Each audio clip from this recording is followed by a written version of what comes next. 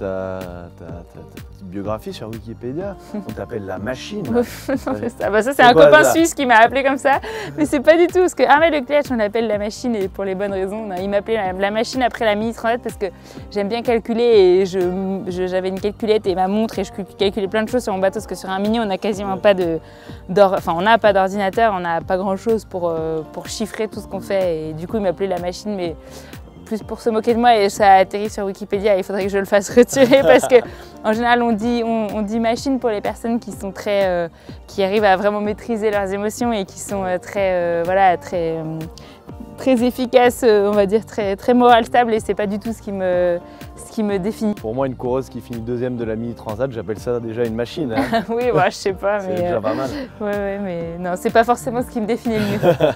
Pour toi, la course, la régate, le bateau, c'est devenu ta vie, tu n'es pas du tout marin à la base et ça va le rester. Tu te projettes dans ce monde, dans cet univers où tu...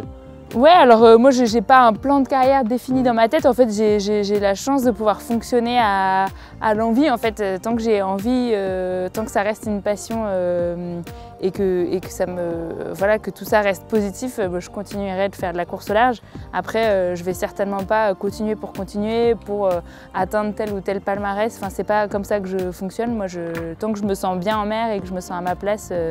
Quand je navigue, je continue et puis après on verra. Après c'est sûr que par contre l'amour de la mer et du bateau en règle générale, ça je pense que ça disparaîtra jamais et peut-être qu'un jour j'arrêterai de faire de la course au large, mais je continuerai toujours de naviguer pour peut-être justement profiter un peu plus, faire un tour du monde en m'arrêtant par exemple, pour voir les jolis endroits que j'ai aperçus ou que j'ai imaginés là sur mon trajet du Vendée Globe, mais il y a un côté un peu idiot quand on y pense de faire le tour du monde et de voir que de l'eau.